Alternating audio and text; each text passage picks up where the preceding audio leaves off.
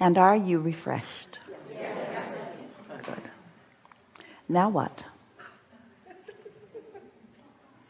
a lot of trouble in this room. I would like to ask a question kind of about ways of responding to negative emotion, and sort of two kind of approaches or philosophies that I've found helpful. And I kind of want to hear your thoughts on how they reconcile or don't or mesh. So one is, of course, negative emotion. This has identified something that I want, and how do I shift to focus my attention on that, pivoting, or how do I go more general, or how do I find a topic that I have less resistance upon, find a distraction, pet my cat, all those things. You have a bug on your shoulder. FYI. Not important at the non-physical level, but... A friend. Yeah, friend. Yeah, and so the second... like a negative emotion, perhaps. But the second one is more of a... Okay, so especially with a sticky, heavy kind of negative emotion that it's hard to pivot from, something where it's just stubborn, it's been there. And what I found helpful for that is some of the sort of mindfulness practices of recognizing it, allowing it, accepting it, leaning into it in a curious, sort of kind, compassionate way, disidentifying, just noticing it there, and letting it kind of sit in your awareness, stepping out of thought, the story, just kind of noticing the feeling, the texture, the heaviness, the color, just sort of a different stance that I find often helps shift the momentum. So I know you usually say, well, vulnerability, don't be vulnerable, or don't spend time being in a negative emotion, but I also sort of feel that there's some value in that. I'm just kind of curious to hear your thoughts on how those two fit or don't fit in your perspective. Well, the second approach that you were describing is more inner being-like. In other words, it's more appreciating the negative emotion, understanding what it is, and sort of relaxing into it. Feeling it as the benefit that it is. Because it's guidance, letting you know. It's like the bumps on the side of the road. Mm-hmm.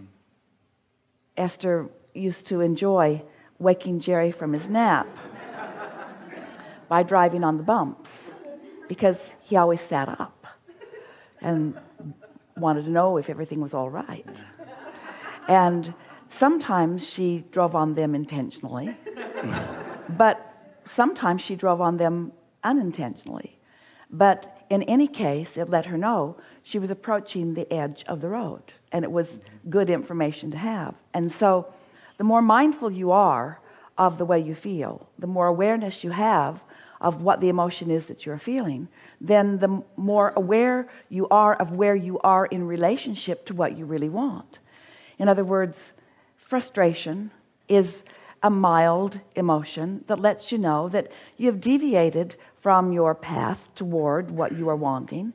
Not a big deviation, but nevertheless, you have enough resistance introduced that it is hindering you to some degree. Stronger negative emotion means stronger resistance. It also, as you said in the beginning of your statement here, it means stronger desire. And so we think that awareness of emotion and what it means, then you just have to find your way. If we were standing in your physical shoes, we would reach for the fastest approach that we could to bring ourselves to soothing.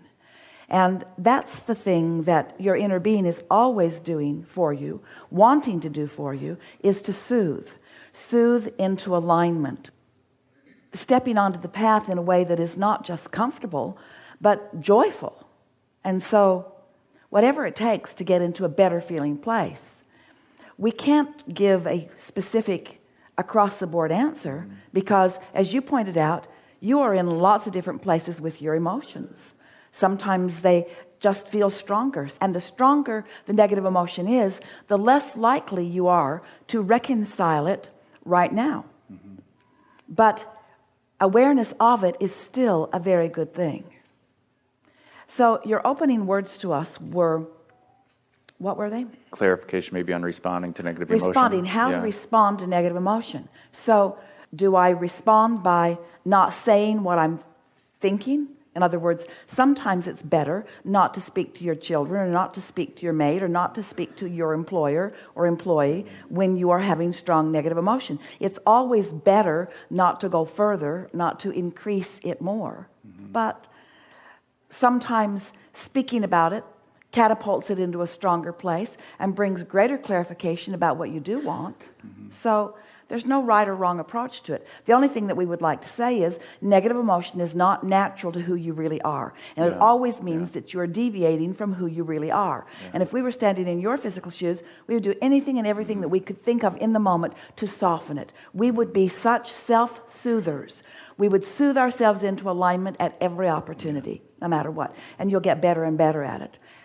However, having said all of that, the big fix is to not get there to begin with, which means, it doesn't mean be oblivious, and it doesn't mean be unaware, and it doesn't mean spend your day in meditation, and it doesn't mean put your head in the sand. It means care enough about how you feel that you deliberately get the momentum of positive emotion going as early as you can. And the more you do that, the more stable you are in it, until negative emotion is inconsequential. It's inconsequential because it's just mild.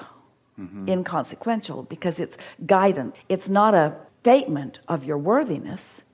It's like when your gas gauge reads empty or close to empty, do you get really introspective about it? What have I done? What have I done? Or do you just go fill up? So it's sort of the same. Yeah. For me, it seems like the areas where maybe I've gotten a pattern of resisting the resistance is where that mindfulness part comes in, because I have to come back to just fully feeling it. We know that about all of you. Yeah. And that's the reason that we are speaking more these days, to help you to understand that negative emotion is your friend, not your enemy.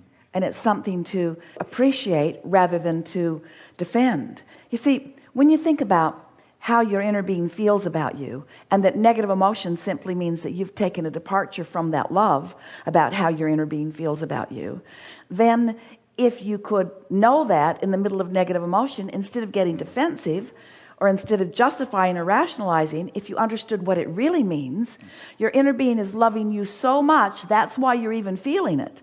In other words, don't you think that's helpful? The only reason I can feel this bad is because my inner being feels this good. That's really worth thinking about, isn't it? That might help you pivot or flip the vibration. Yeah. Yeah. Good. Sort of unrelated question. So Esther's wanting to know how big this bug is. the bug has gone. Oh, that makes her feel better, because it was... Unless you want to do a spin around, I think it's gone to the curtain. Yeah. How big is it? How near her neck has it come? It was nowhere near the neck area. It looked like a friendly bug as they go. Something more? Well, yeah, so I wanted to ask, is reality being remanifested every moment, like the slides of a movie, like the frames of a movie? Yes, and we like the word remanifested. We will say reconstituted. A better word is amended, because in every moment you're not starting from scratch. Because what has already manifested and become part of your belief system is stable. Ooh. And so it's the bringing the new into normalcy that you are really wanting to do as a deliberate creator. Bringing the new into normalcy. Bringing the new into normalcy. Getting comfortable with the new idea. Yeah. Okay. Of wanted. Okay. And would you say that what we consider reality is essentially everything is held within the awareness that is source, and we are that awareness? Yes to all of that. Yeah. But what you consider to be reality cannot go beyond your ability to perceive. And so your reality that source perceives is much more than your reality that you perceive. Because you have created it and dreamed it into being much more than you have yet learned to allow it to be. And that's the gap that we're talking about. That's what keeps calling you forward. So it's all being held in this broadest awareness that we are source, and then from my narrower vantage point, I perceive what I have believed or allowed to. And we really like the words you chose just now. They were perfect. So say them again if you can, about the source part. So source is currently knowing and experiencing all that has become. Yes, so stop there for just a moment. So source is holding that vantage point. And all you have to do is be in a chilled out moment to have access to that vantage point. You don't have to understand anything. You don't have to solve the problem. You just have to be in a state of non-resistance. And what source knows, you know. Isn't that interesting? Because the human approach is, well, I got to dig in and learn this. And that stance says, there's something I don't know, I need or want to know. There's something I don't know, I need or want to know. There's something I don't know. That's the dominant vibration. I don't know it, I don't know it, I don't know it. And in my perception that I don't know it, I'm not going to let myself know it anytime soon. So that's why we want you to understand that what source knows, so much. You can know too, if you're not believing that you don't know. So the rest of the words that you said are perfect. When you accept that you are source, that you are source, and you practice the feeling of that, you become source-like, which means someone who loves and soothes at every opportunity, yourself and others. Now there's this transitionless transition, and the perspective that source knows. That's what that feeling of inspiration is. Esther will say, oh man, I didn't know I knew that, but it was so good knowing that I knew that, even though I didn't know that I knew that, because suddenly I knew it. Things just occur that shouldn't logically occur because I shouldn't know that. In other words, all kinds of things we've been saying because we see you marveling over the sweetest and simplest of things that you feel amazed at. And we want you to understand how much really is going on. Your Earth is spinning in its orbit in perfect proximity with other planets. That's worth thinking about every now and again. That's big. And so what was your earlier question about that? About the manifestation? Is it being remanifested each moment? So, sort of like frames? It is. The Earth spinning in its orbit is never anything to be taken for granted. It's something that is continually being thought about by thinkers of big thoughts, you see. And so when you begin to recognize the mindfulness of life, and you begin to revel in the fun of focusing things into being, and you become an active, conscious, deliberate, co-creative player with the source energy, with your inner being, and with all of that knowledge and all of that love and all of that positive momentum, now life's really fun for you.